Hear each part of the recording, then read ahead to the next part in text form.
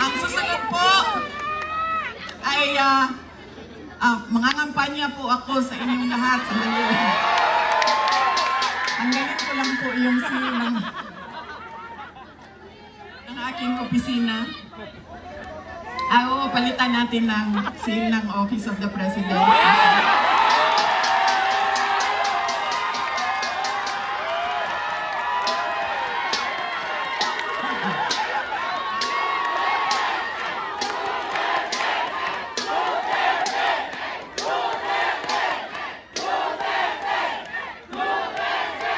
Tinanggal ko lang kasi iba kasi yung opisina, iba din yung pangangampanya. Pero kung sa Pangulo lang, pumili na lang kayo. Si Isko Moreno o si Sara Duterte, wala kaming problema.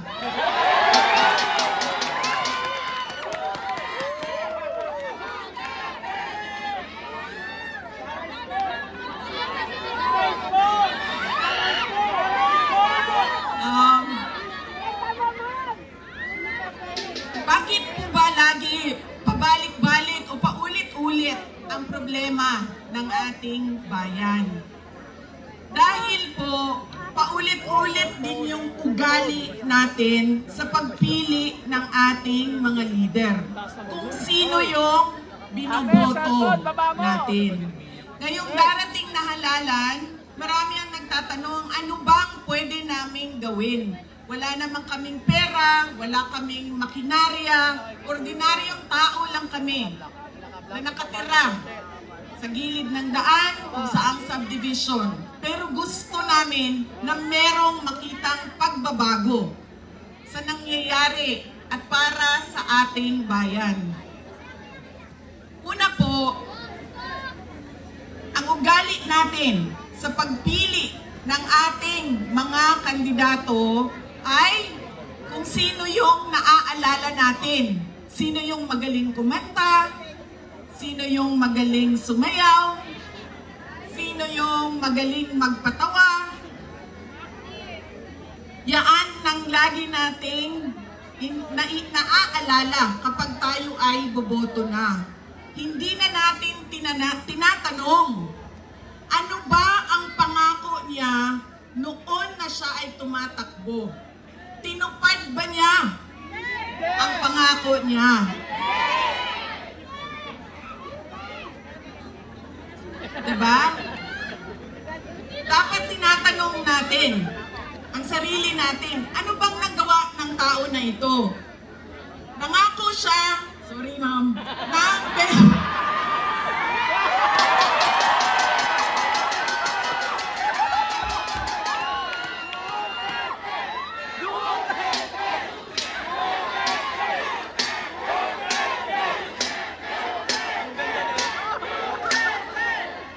alam nyo,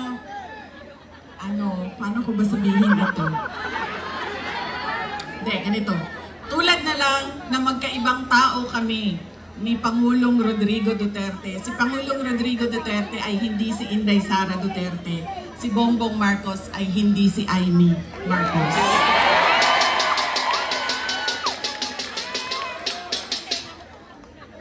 Ito, hindi na ako nang paalam sa'yo. Sasabihin ko na, sige maning. Tanggalin na lang natin ito. Okay lang sa'yo? Mura siyang matuwan.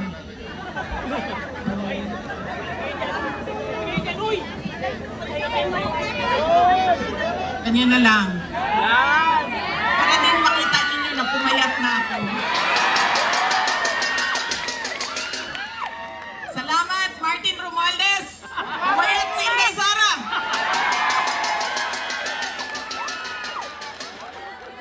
Uy, gadget lang ba? Seryoso. Mahal ko kayo, ma'am.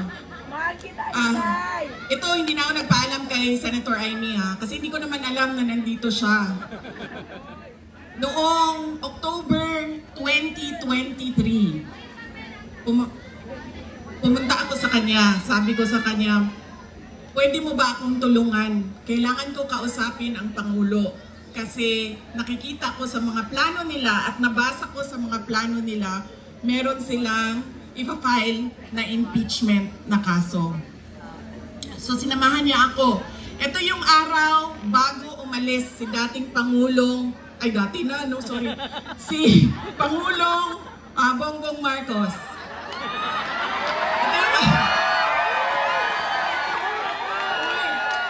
Hindi ko sinadya yun. Sinadya yun, ha? Kailan na, kayo eh. Kayo lahat, kailan ng sedition. Okay, kayo dyan. May kaso na kayo bukas. Wait lang. So, ito yung araw na paalis siya, papuntang Amerika. Pumunta kami, sinamahan ako ni Senator Amy. Siya yung kumuha ng oras ng schedule para makausap ko si BBM. Noong nandun na kami, binanggit ko sa kanya ang impeachment. Pero hindi yung impeachment ang gusto kong marinig ninyo na kwento ngayong gabi na ito. Doon sa pag-uusap naming tatlo, kaming tatlo lang yan eh, pasensya na silang dalawa. Marites yung nandoon sa harap, nilang dalawa. Nag-uusap kaming tatlo, nabanggit ni BBM ang pag-amenda ng konstitusyon. At sinabi niya na, madami siya sinabi, pero ang gist ng sinabi niya ay, we will just amend. Kasi English man sila pag mag-istorya, no? So ako dito, anak, kuya mo aning inihang in English. We will just amend the economic provisions of the Constitution. Nakirinig ko at nakita ko talaga na sumagot si Senator Amy. Sabi niya, that is a dangerous thing. Sabi niya, if you open the Constitution to amendments, you do not just open it to economic provisions. You open it for all amendments of the Constitution. At nagsagutan na silang dalawa sa harap ko dahil sa ating Constitution. Kaya yan ang pruweba ko at proof ko sa inyo na magkaiba na tao. Ibang tao si BBM, ibang tao si Amy Marcos. Okay na ma'am, pwede ka na umalis. Wait lang, sandali. Iboto niyo ba si Amy Marcos? Okay na ma'am, pwede ka na lumipat sa QC. Good na dito. Kalimutan ko na yung sasabihin ko.